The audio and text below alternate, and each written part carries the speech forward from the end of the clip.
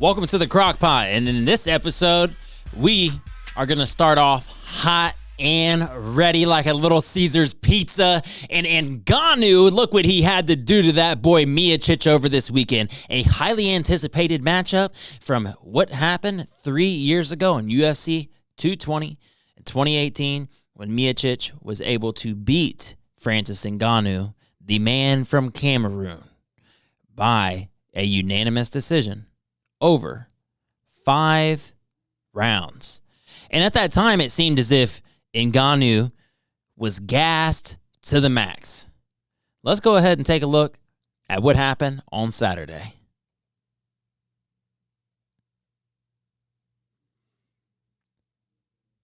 Absolutely incredible. I mean, that started off everything. And after that happened, you saw him stumble, and you just knew there wasn't really going to be much. He took a pounding there in the first. And you just knew, I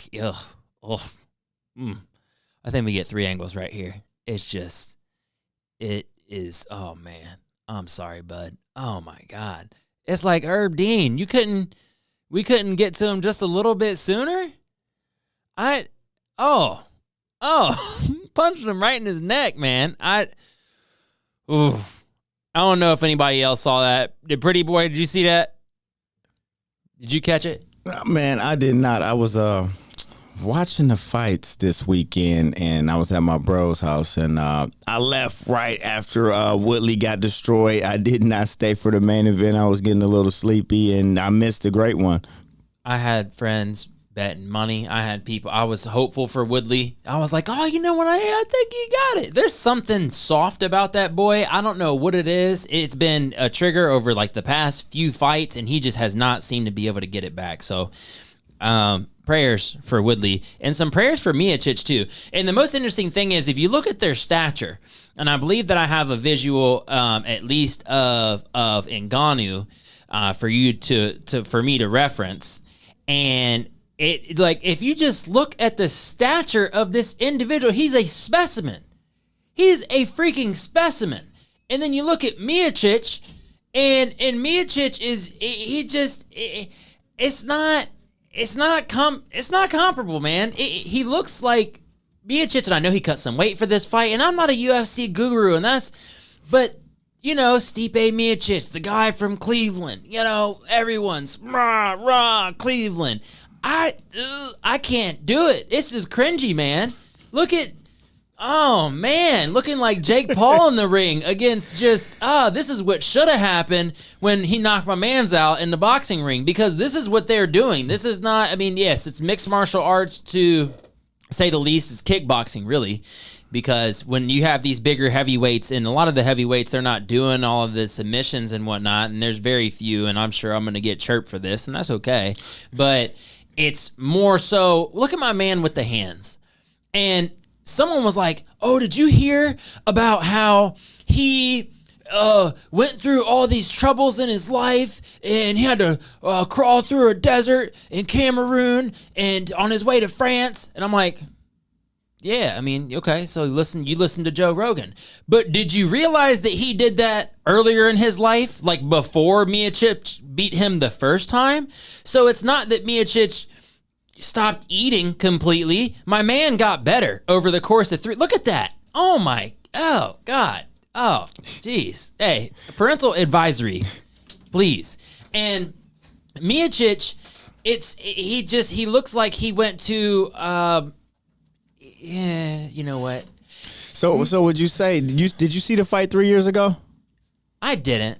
I went back and watched it through clips or whatever and YouTube or whatever and whatnot. But Ngannou didn't have the skill set. He's always packed a powerful punch, but they paid exuberant amounts for people to come in and spar with him this time around. So to answer your question, I did not see the full fight from last time, but from what I understand, he was gassed.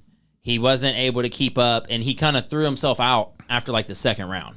So he just was more prepared, knew what he had to do this time. It obviously looked. If it had to end up going to the ground this time around, he would have took Miocic out. And I don't believe that just look at the mass of Ngannou versus Miocic, and it doesn't look fair.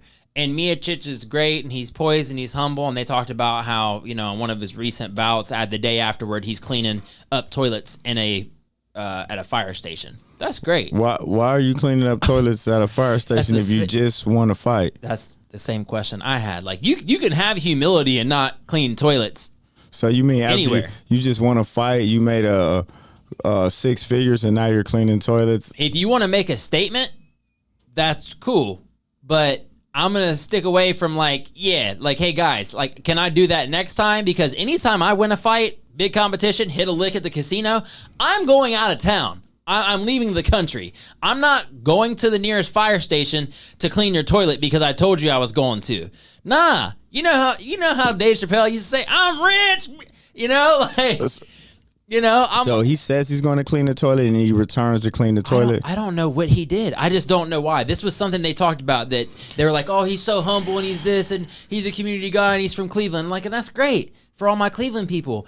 And I wouldn't do the same. I'm sorry. I don't know. I guess that anyone wants to make something a story. So whether it was the day after or a week after or whatever, they're showing that he's about the community, he's about these folks, and that's great. But I am anyway. Stipe didn't look himself.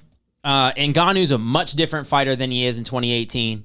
And to this to be all this to be said, that Miocic won in 220. 5 rounds unanimous decision. Ngannou came out for 3 years, and he might have just been gunning for dude's neck. And I know Ngannou's had other fights in between, because hell, that was 260. That was UFC's 261. They met each other in 2018 for UFC 220. I mean, these UFCs, I remember UFC 48 or 50 or something. It was like in 2000 or something crazy. These UFCs had just been just rolling through. Dana White is rolling in the dough that I continue to invest. Not even invest. I'm not getting anything back from that. I can't continue to throw money at Dana White no matter where, but I cannot wait for the Adesanya. I don't know. I'm just going to call it the Adesanya fight because I know he's going to win. Anyone else is irrelevant. For 262 down in Jacksonville, and they are allowing exuberant amount of fans. As you can see here, I miss that. I miss going places and being a hood rat and going out and, being with friends and doing funny stuff and having a good time. So when you going to get your shot? So you can continue to do that? Because I've seen some reports that the NFL expects to have full stadiums. Baseball by July is expecting to fill stadiums. College football is expecting to have full stadiums. So, this summertime, man, is you get your shot and get rolling. Well, I am eligible for it at this point. I'm still searching for the correct because I do have some plans up and coming, and I would like to, what I didn't realize and was educated about today was the fact that you can just go ahead and get get yourself started so you're not so prone to the disease, so that you're not prone to the sickness. And then, it comes 3-4 weeks later. I mean, okay. I just thought Johnson & Johnson one and done, but apparently the more effective is Moderna and Pfizer. Pfizer? Mm-hmm. Pfizer just sounds, Pfizer sounds like an old Be careful what you say. You teacher. could get ripped right now for any bad talk about Corona, just from personal experience. Okay, well, look, all I'm saying is Pfizer just sounds like an old science teacher. And I don't know. Pfizer just is not necessarily, I'll figure it out. But I am doing all of my research to find the very best vaccine for me. And I do plan on being vaccinated. So, to answer your question, thank you. Because I do want to go down there and do hood rat stuff with my friends. You remember that YouTube video of the kid? He was like, I want to do hood rat stuff with my friends. Exactly. That's what I like doing. Smoking with cigarettes and all that. I don't like smoking with cigarettes. It doesn't matter. So, on to things that were more relevant from this past weekend. We had the Elite Eight. We had the Sweet 16. And we now have the 4 teams. And only the UCLA Bruins. Shout out to y'all. Only the 5th 11 seed to make it into the Final Four. Now, I have some opinions about whether or not UCLA is actually supposed to be there. But let's take a look at the bracket and just discuss what it was that happened over these past few games. UCLA went in and, played against Michigan. I thought they didn't have a shot, really. I know that Livers is out for Michigan, and there are certain things that they were doing. But I still thought Juwan Howard, I thought they were going to persevere. I thought they were going to make it through. And I was so disappointed in the end when Juwan Howard's writing up 3-point shots to win the game. Who made that call? Who made that call? Why you're down 2. Tie it up. Go to overtime. Dude, who made that call? Wagner airballed a 3-point shot. And then my other little guy, the little guard who's always rolling around, I forget. Smith takes that shot, and there was more time left. He could have driven. He could have penetrated. There's so many things that could have happened, and I'm just disappointed. I honestly think I'm disappointed in Juwan Howard. I was too, because it's clearly that you're shooting under 40% the entire game. I don't know why you're drawing up a 3-point shot. Your best bet is to try to get something towards the basket, get a foul, get to the free throw line. Look, Juwan, you have 49 points in a basketball game, like a college game, and you're in an elite game, Elite 8 playing for the Final Four. You have 49 points. You are struggling mightily, drawing up 3-point shots. And I think you're shooting under 30% from the 3-point line this game. So it's just, I don't know.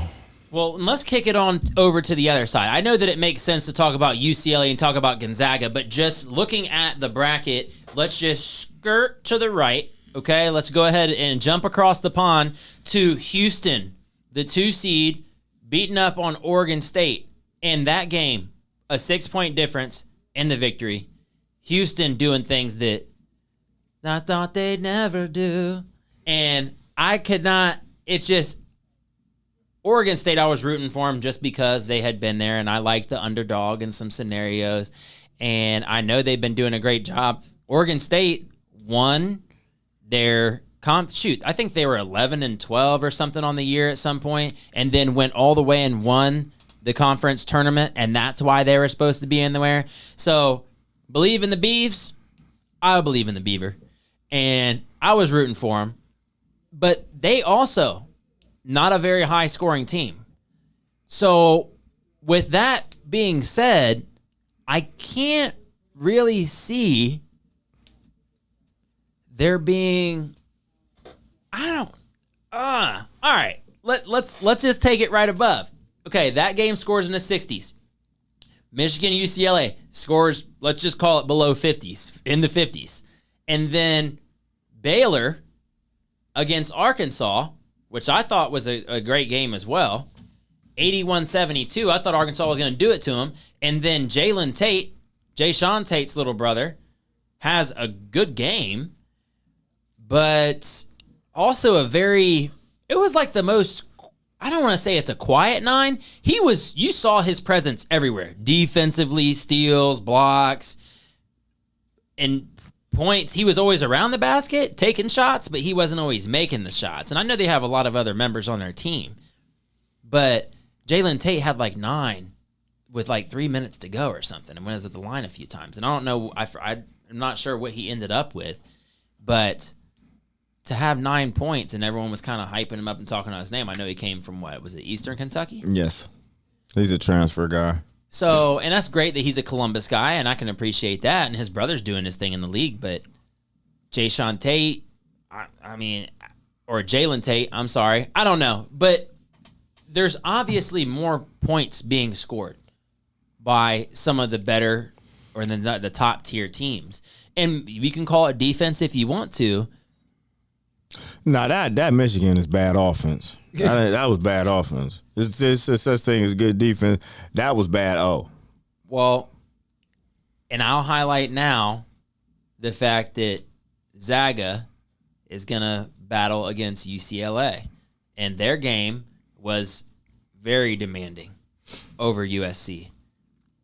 I don't. No. They got out and whooped them boys. Yeah. Like, I worry about this game, honestly, because of territory. UCLA is like the big bad wolf on the West Coast. They are the premier star school out there. I mean, just all the titles, all the legacy. UCLA, Duke, Kentucky, North Carolina, these teams, Kansas, are so synonymous with one another. I don't know. Gonzaga is a better team, but I don't know if that prestige carries a lot of weight. So it should be a pretty good game for them two West Coast teams out there. Well, you have the heart, the tradition of the team, all the rest of that. I mean, but Coach Few with Gonzaga, he's been doing this stuff for a long time too. Mm-hmm. And his credentials are crazy. And that's why when I'm going off purely, I mean, Gonzaga has not had a very tough road not to get here. They've been molly-whopping these teams. Is it them or is it the teams? When you're a one, like they had, I believe they had the, I got to say, is the easiest placement in their region. In the West, they had the easiest placement going through. And I think there were some things that probably got lopsided and whopper-jawed throughout that then allowed for them to have easier pathways. Like, let's just say that, you know, perhaps the USC shouldn't have won and Oregon was the better team, or like some of the other better teams beat the better teams along the way. But that's what March Madness is all about. Mm-hmm. Can I then say that, oh, someone beat the better team? Well, no, because obviously then you showed that you're better. So USC, I mean, it is what we're looking at. Michigan ends up getting beat by an 11. Houston prevails. Isn't that kind of funny, though? We got two West Coast teams and two Texas teams. Like, that's kind of weird. Houston and Baylor from the Texas down south, and then you got two West Coast teams. Well, in UCLA, though, the play-in team. The play-in team.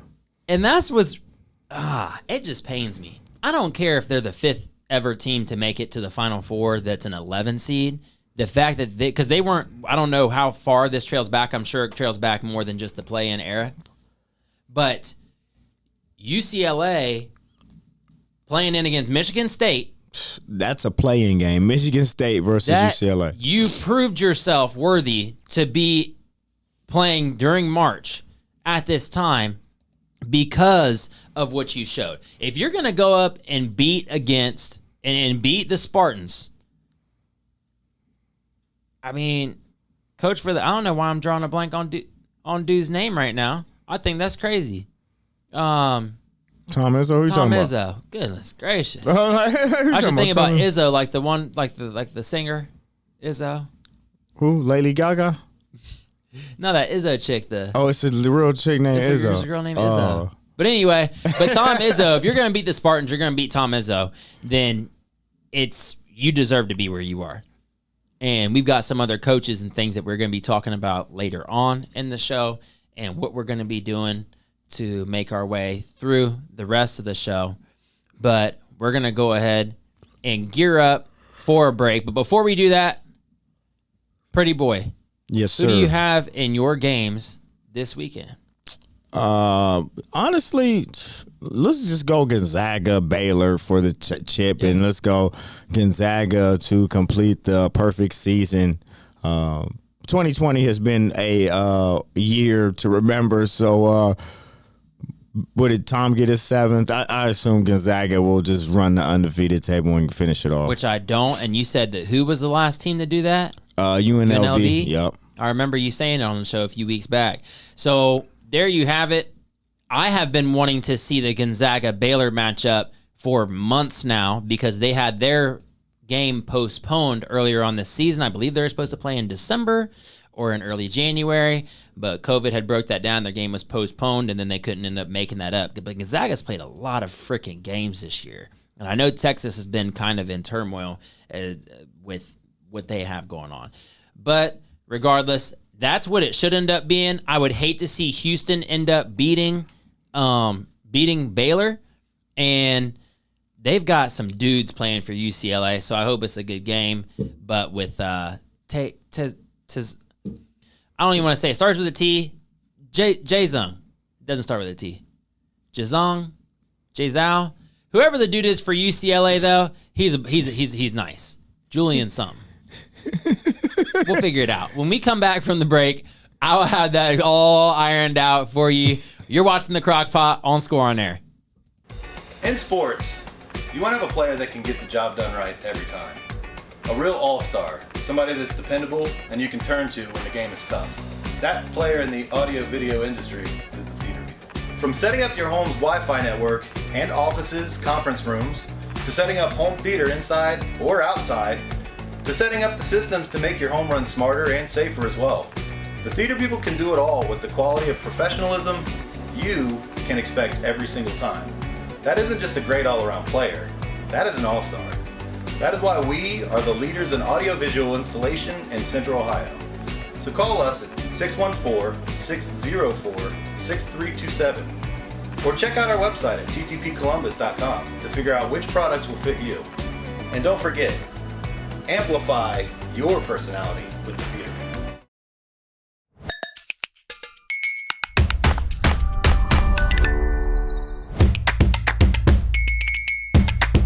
Design ideas for t-shirts but you're not sure where to go?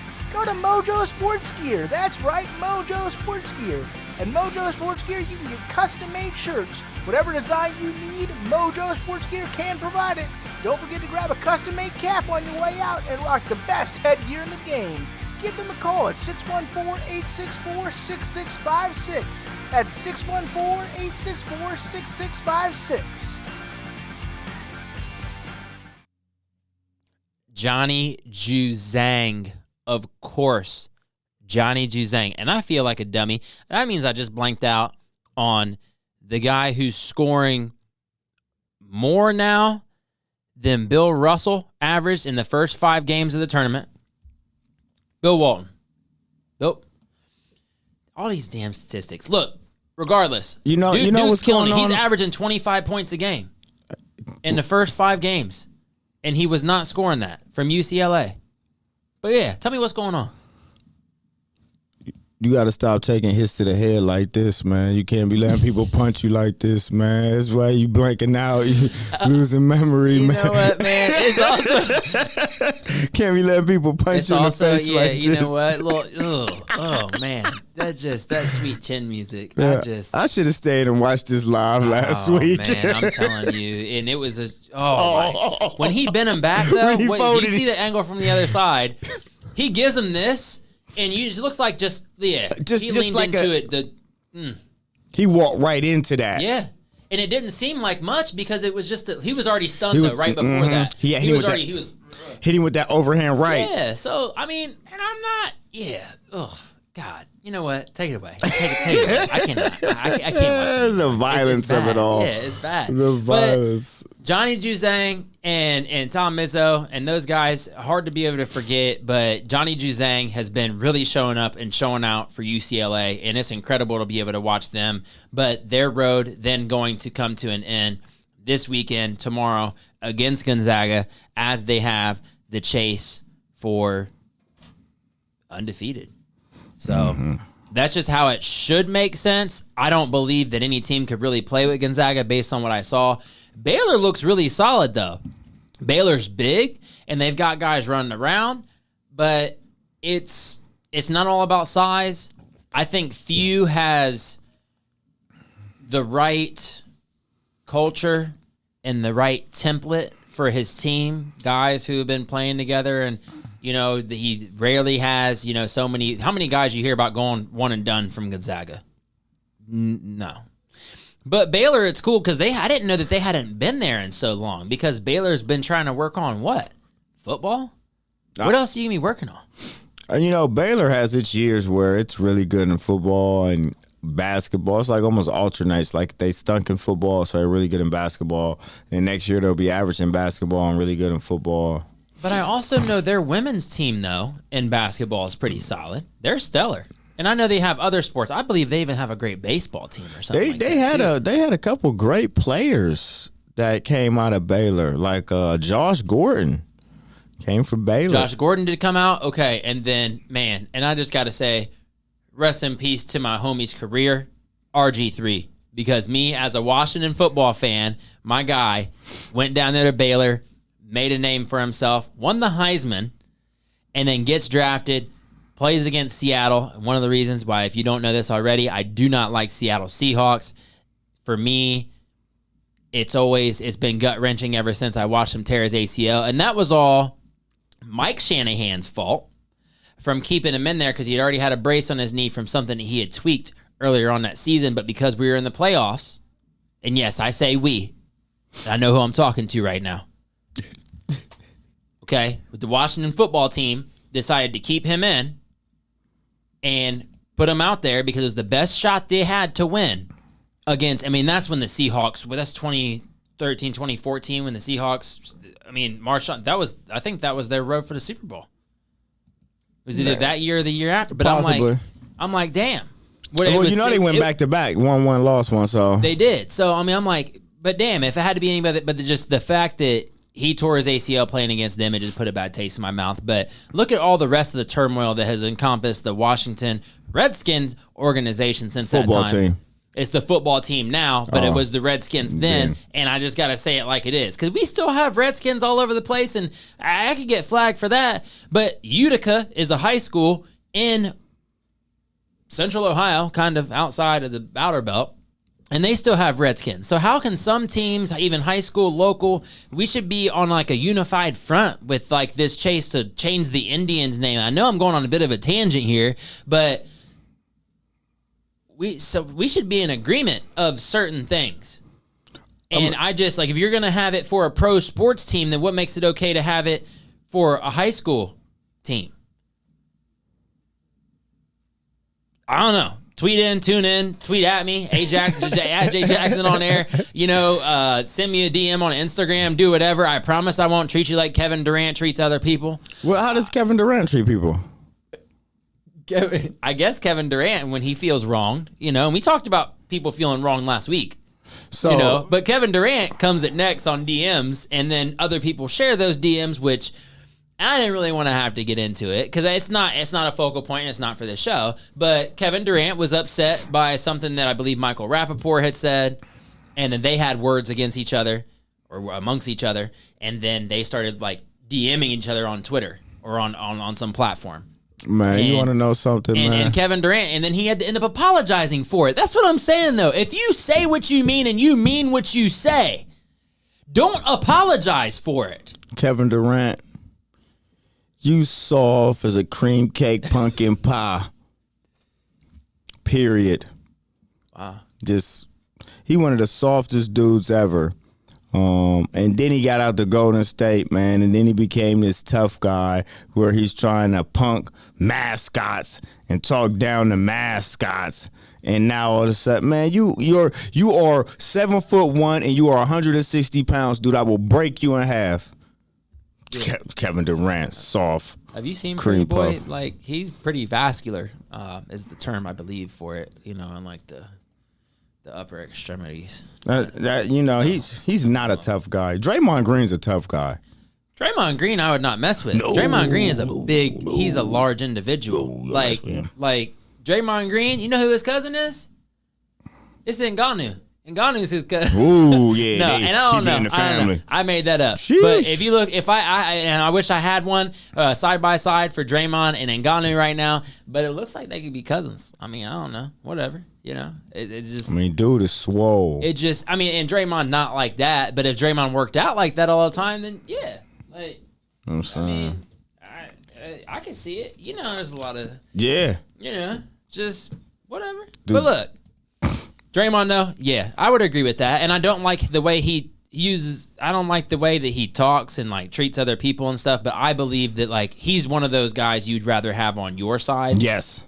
Than, you know, and everyone has that friend. And I grew up with plenty of them. And me probably being one of those people that people look at and go, he's a lot, but I promise it. If you just give him a chance. And see, that's definitely what it is with me. I have the same friends I've had since I maybe growing up. I maybe added 3 friends my whole life in the last 20, 15 years because I'm a lot to deal with on a regular basis. People, and you know what? I think it's because, like, I demand a lot out of people. I demand a lot out of my friendships. I demand a lot out of my relationships, my business, my professional. I demand a lot from people because I give a lot. Some people aren't willing to give, and, you know, that's where we clash, because once you're not willing to give it 100%, I have no really wants to be friends And I don't have an issue with that. And I know that. Oh, you like lazy people? No. I'm saying I don't have an issue with demanding. You know, and that's one thing that we were always told when we were coaching individuals. When I was coaching, I mean, I'm sure that y'all have heard me talk about teaching, being a teacher, and coaching, and all the rest of that. And those are some of the principles that I carry throughout life. Is that you can be demanding of people and individuals around you and people in your camp, if you will, or people in your circles, but you should never be demeaning. And I feel like that's something I'm always cognizant of, and I always am sure that when I am demanding of you it's like a compliment sandwich. That's one thing that people don't know really how to do is to be able to, you know, tell somebody like, hey, this, and then that. Look, I worked with a lot of kids though, so sometimes I gotta wear kid gloves, but I get it. Pretty Boy did not come up like that. Listen, hey, my mom got on me because I was coaching little kids, and she had to pull me to the sidelines.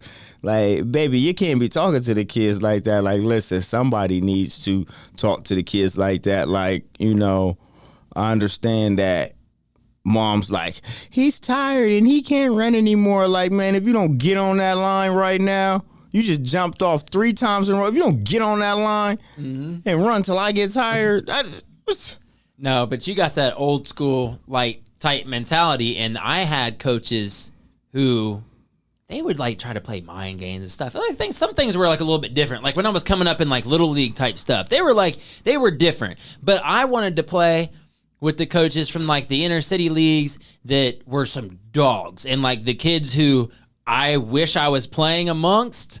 Those kids are now in the leagues, like, you know, like I'm like, well, dang, you know, but I also quit one of those practices one day because I couldn't tough it out because I was slouching on the couch for however long. My dad told me to do whatever, and I had to learn a hard lesson, and it was embarrassing having to walk back on that field. But they had like weight limits. So if you weighed so much, you had to play with the bigger kids who were also the older kids typically. So the whole framework was jacked. So then I just went and played with the suburb teams, and then ended up not being as good. So that's why I don't look like Ngannou. All right, in case y'all wanted to know, that's why I walked around at 285 for like 15 years of my life. Whoa. I didn't know you was a big guy. Oh, I was a big guy. Hey, somebody cue up a picture. Facebook, somebody go ahead and tweet something, and then just go ahead and get just an old school photo of me real fast, and we'll get that. No.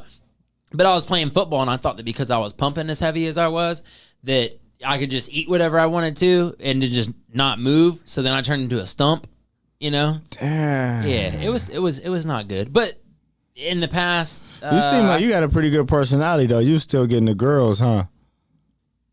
Yeah, I was doing. Yeah, I know. You got that good personality, man. Yeah, I mean, and personality is cool and all the rest of that. But I had a crossroad, and no like severe like health issue, whatever. But no health issue, period. But I had a crossroad where I'm like, I would like to be a healthy human, and that was my driving force for creating some structure on my lifestyle. And then in 2018, I kind of just 4 to 7 days a week. Started eating better, and then I actually went vegetarian. It happened to work for me. Someone tried to sell me some stuff about blood type, but I'm like, it just do what works for you. And no, none of these Instagram plans that you see and somebody tweet here, swipe up, click this, Bonaire, Air Bond, something like that. You know, this girl tried to hit me on a DM the other day just saying, hey, you like to work out. What are you using for protein? And I see her post all the time. So I had to hit her back with, thank you for reaching out. And I hit her with the meme from Mean Girls. Like, I feel personally victimized by Regina George. I hit her with one of those. I said, I feel personally victimized right now. And I'm like, look, just because of this. And I said, no, I appreciate it, though. I really do. Like, thank you. I do use protein. I thank you for reaching out. But if you haven't noticed, I'm interested in you, not the product you're offering. I didn't hear back. Follow up, 3-6 months. Anyway. We'll get on to some other stuff, though. I realize that y'all know that you never know what you're going to get in the crock pot, and that's why I bring it to you live, and I bring it to you with any and everything. It is sports-related, but shoot, you might as well go ahead and throw in some dating stuff. You don't know what it's going to be. But I'm looking forward to it. As a matter of fact, I got to hit up this one. She's an MMA fighter, actually, and this really goes with my backdrop right now. Miss Vanessa Demopoulos, and I hope I'm saying it right because I think she would put me in a chokehold, but she goes by Lil Monster Demo. Shout out. I'm going to have to give her a shout. She's out in L.A., I think, right now. Hi. Lil Monster Demo, huh? Yeah. Go ahead. And when you go back off, just I'm go gonna ahead. look. Just go ahead. Just hi. Anyway, so Roy Williams retired, and I'm not like sad or whatever. It is what it is. Roy Williams is obviously one of the greatest coaches of all time, and with over 400 wins at 2 different programs. And when he was an assistant under Dean Smith, he took his time and he took a job at Kansas. And in that time at Kansas, they had offered him the job then to come to UNC at some point. I believe it was on the brink of the millennium in 2000. Right after, well, Dean Smith had retired, and then what was his Guthrie took the job for a couple years, and he won a title, and then Roy came back to his alma mater. He had never won. He had made a Final Four in Kansas twice and never won a title at Kansas. Yep. And so, but he also, in Kansas, but over 400 games, over 80 win percentage. I mean, that's Rock Jock Jayhawk to its finest. You could say that he helped build them up to where they are now, given everything that they have. Is it still Bill Self? Correct me. Bill Self, I believe. Okay. So Roy Williams said, all right, well, I'm going to do some other stuff. Bill Self. And it's like, Bill Self's like, okay, I'm cooking. Like, you never have to leave for whatever, because the only person who I know who played football at Kansas is Brad McDougald from Dublin, Jerome. I'm sorry. Whoop! Y'all gonna hurt me for that one. From Dublin, Scioto. Dublin, Scioto, y'all. From Dublin, Scioto. And now I think that he's still playing with the Jets, but that's the only person I ever knew to play football with Kansas. So they're obviously a basketball school, and that's something now I'll hit on here in a little bit, because there's something about some people wanting to be at just basketball schools with I really can't understand. But anyway, back to Roy Williams. 80% of wins, 400 victories at Kansas, also 400-plus wins at UNC, 483 wins at UNC. And though this season did not come out to what it was that he wanted it to be, obviously, he said stuff that, like, if you heard his conference when he was talking about it, it was sad just for a sports fan overall. Because I've not been a fan of the heels like that. Like, yeah, I'm cool. Like, I like Michael Jordan, but I wasn't hip to Michael Jordan when he was playing for the heels, so therefore I didn't care for them. And I know where greatness comes from, but for some reason I've always been partial to Krzyzewski. And I still don't know how to spell this man's name. Look, you look, what is the stank face for? You don't like Duke. That's the problem. Yeah. I don't like Duke. And, stank you face. Like the stank, you would take Duke over Krzyzewski over Roy? Like, no way. Like, if you line up the greatest players from Duke and the greatest players from Carolina, I'm taking Carolina players. Should I call Jay Will? Call him. I'm going to call MJ. Jay Will. Call James Worthy out here, man. Someone could have just. Hey, man, give me Vince Carter out here, man. Look, man. And Duke's never had. They got Gray Hill. They had. But it's just not. But see, people like when you talk about candles, like how many candles can y'all bring to the altar? It's UNC's gonna bring more candles to the altar. Yeah, and but Grant Hill is that threshold guy, man. Where if he doesn't hurt those ankles, him and McGrady in Orlando would have won titles. Like, seriously, he came from Detroit, and I remember Grant Hill's rookie year. And I remember seeing highlights of that play. He played Chicago 4 times, and I never seen anybody dominate Scottie Pippen.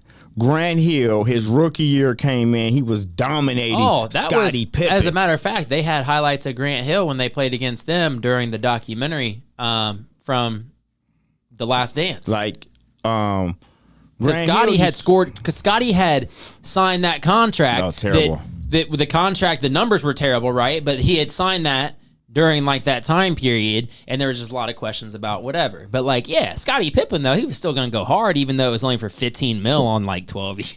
I mean, he was still balling. He's a baller. I mean, it's still balling at $1 million a year. But yeah, I seen Grant Hill go at. He was like If he would have had the career I thought, he would probably be that number one small forward for real, because he was just an animal. Well, I mean, so I appreciate the asides for the Grant Hill and all the rest of that. But as a sports fan, Roy Williams actually brought a crystal to my eye, not a tear because it didn't come out because I don't cry. I work out.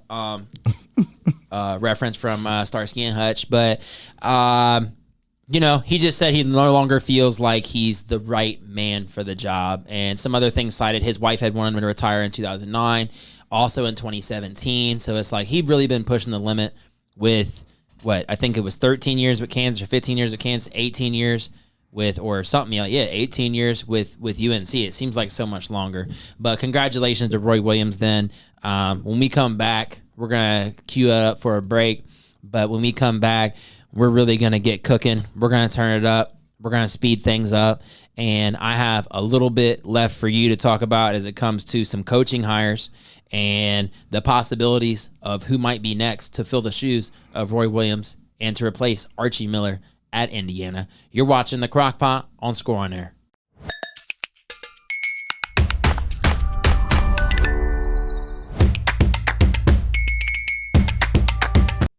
I took a moment to review some of the comments that were in the comments section, and man, y'all ruthless. Y'all didn't leave no comments. Hey, that's all right. It's prime time right now, though, so let me go ahead and keep it rolling because I know y'all getting ready to get on out and get fat for Good Friday and do all the rest of that for the Easter weekend, and we hope everybody out there is traveling if you're traveling. And Easter this weekend? Today's Good Friday? yeah. Oh, you missed it. Huh. You don't eat swine anyway. Nah, I don't. Because it's all about the ham this weekend. All about the hams this weekend. Speaking of hams, real quick, because y'all know I can't focus on one thing for just a few seconds. I did my first sets of deadlifts today and my first sets of sets for like over a year. And so I am chugging amino acids between breaks to not need a wheelchair tomorrow. But we're going to be all right. And I'm going to get some tips from yours truly over there in PBC because I'm going to be hurting real bad. And so I don't know if I'm going to be able to stand up after this. Did you do some cardio?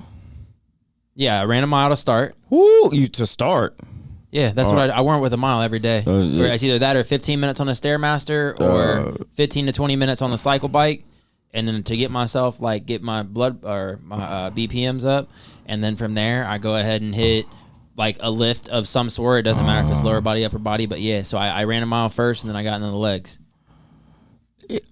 I'm a firm believer in working out and then doing cardio. Cardio has a tendency to drain you and take away from your ability to lift. Cardio is because good. You use so much of that core. Is that correct? You use so much of that energy. Cardio works while you're doing cardio. Weightlifting works more when you're resting. So after I lift, my muscles are really, really beat up and burning up, and they're still burning fat and they're still growing. I go hit the cardio. So as I'm lifting weights, my muscles swell up and it pushes all the fat to the top of the skin level. Now that fat is sitting here on the top of the skin level right here. And the first thing you do when you go do cardio is you sweat. And that is that top layer which you are sweating off because your muscles are swollen. It's pushing all that fat to the top of your skin right here and you're sweating that off, and that's how it bleeds off. So that's why you do cardio after you lift. I am going to fact check that, and I took personal training. I took one certification. It was 2 8-hour classes, but I don't know. I Gage Barton, someone help me out. Someone help me out. The fat drains from the pores. No, listen. Your muscles condense on the inside. Your muscles and it pushes expand. The fat. Your muscles expand. So when you lift weights, you swell up. Yeah. Your muscles swell up. Well, hypertrophy. It's pushing all that fat that's in the muscles is pushing that to the top of the skin. So right here, this upper layer right here, that swole layer right here, when you push down on it, you can feel your muscle. Yeah, that's the fat up there. So as you're doing your cardio and you sweating, all that is pushed out to the outside and you get more effect from your cardio like that. by lifting first, then doing cardio. Your muscles are swole. Everything is ready to go for I'll you. try it next time. Oh, yeah. Everybody, we're going to lift first, and then we're going to do cardio last. And my mile will no longer be sub 8. So, anyway. So, NCAA coaching hires. There are some questionables between... I mean, there's no questionables, but there's some possibilities amongst Indiana and UNC and who might be going there. But what we know for a fact is that Shaka Smart is going to Marquette. And I don't know, Marquette, Texas. And one of the reasons had been cited that he didn't want to be at a school. He wanted to be at a school that didn't have a football program. So that for me is, I'm not sure that's not the sole reason, but the fact that was even mentioned is, I don't know. It kind of seems ridiculous. Well, he said he wanted to be at a school where basketball was the number one sport. Right. Of course, you went to Texas. There is no way in the world ever that basketball is going to be the number one sport in Texas. But who cares? You take what you're given. I feel like he's being ungrateful. Well, you go from VCU, you get you a nice. He takes VCU, and it's like, okay, yeah, Virginia Commonwealth, all right, cool. And I was like, yeah, Shaka Smart, and he goes to Texas, and I feel like he's like pouting, and maybe he doesn't have control to do everything he wants to do. How they're like, okay, you're here, take the long words and take what you're given, and he couldn't do more. He couldn't do as much as he wanted to. Maybe the recruiting process, he thought he'd have more of a hand in. I don't know what the real issue is. I think it's more of that's a cop out. I think it's more of hey, little dudes, football teams in the weight room right now. You guys gotta wait. Yeah, so you know what I mean. It's more of that than it is of anything else, because he can get players and he can recruit. I just think that he's tired of being the redheaded stepchild, and when you're dealing with Texas, the Ohio State, like let's be real. There are teams where if you are the basketball program, you are the redheaded stepchild. Come on, stepped on. Let's be real. But they have so many facilities that they could use in all those places and those huge programs like that. All that oil money.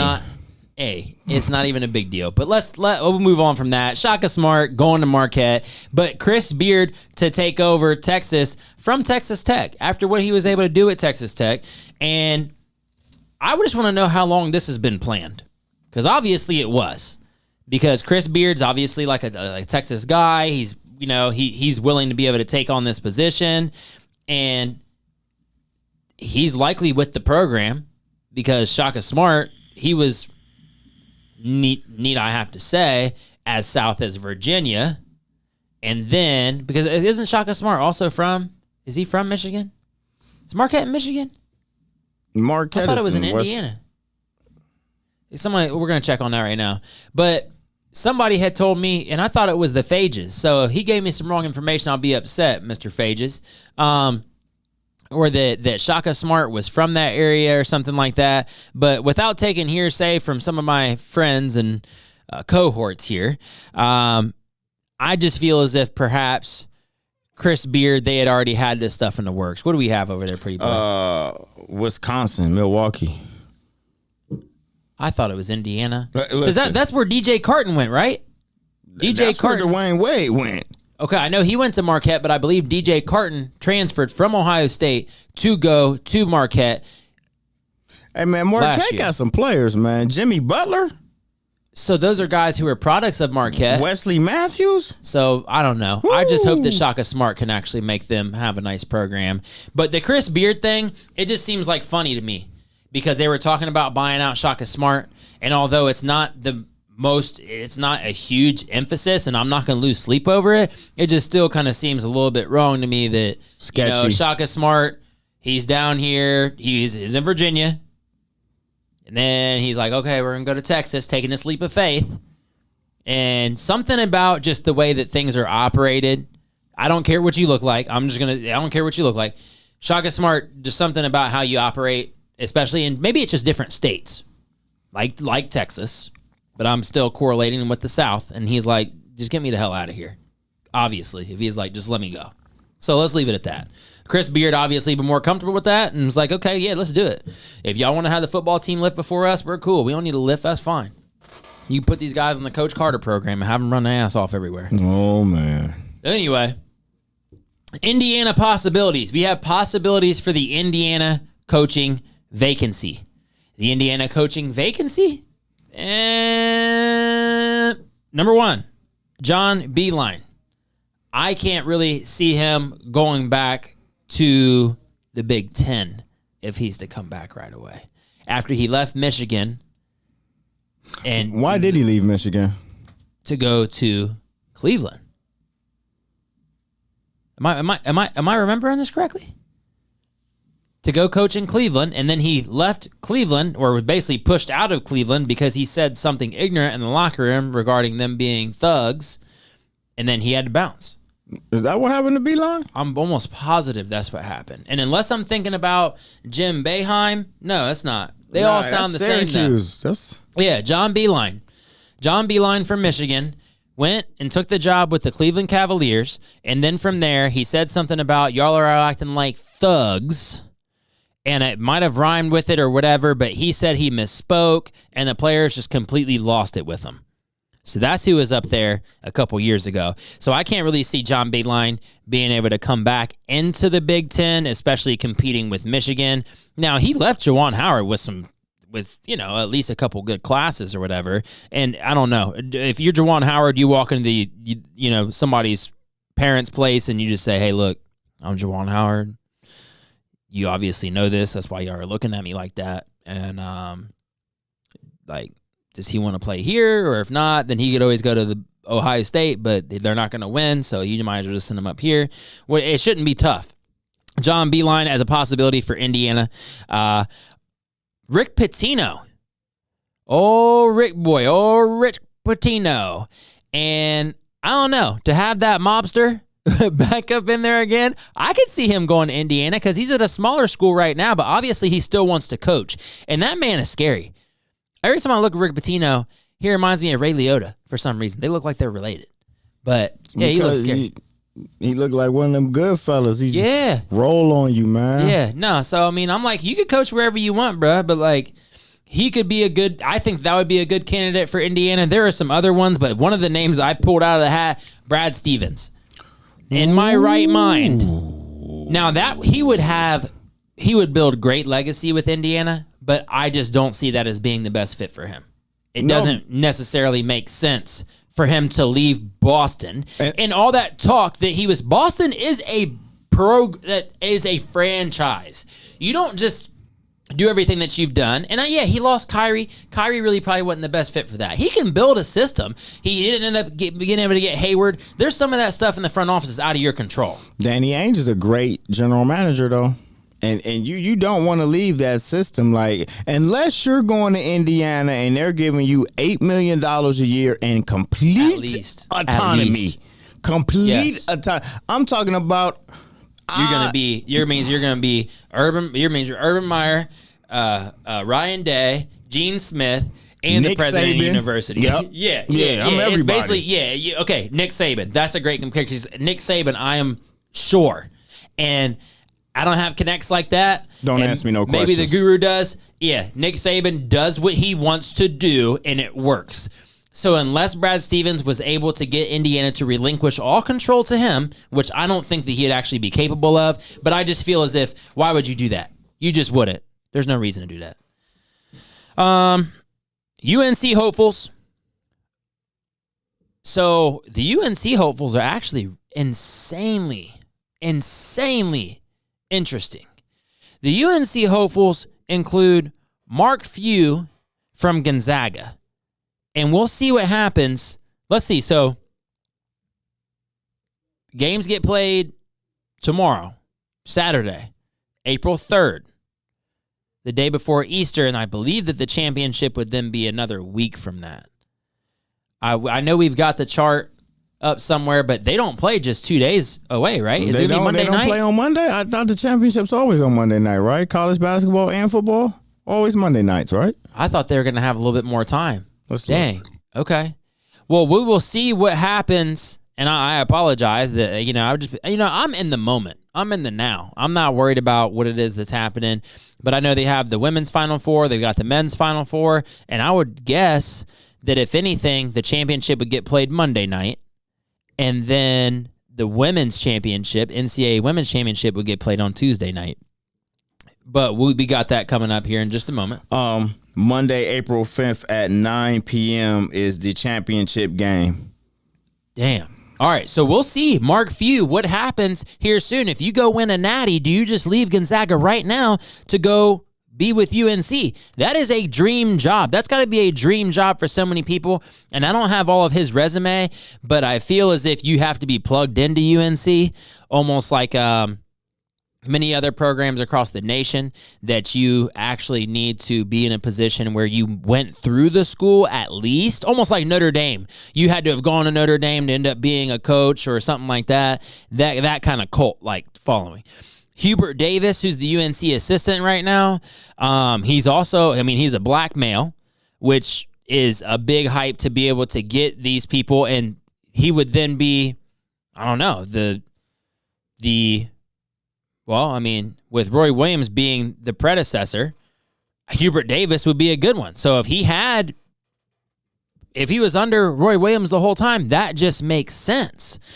And besides it quite possibly being a PR stunt, why would you even do that? If you know that someone's going to be there for a long time, Mark Few's had his time at Gonzaga.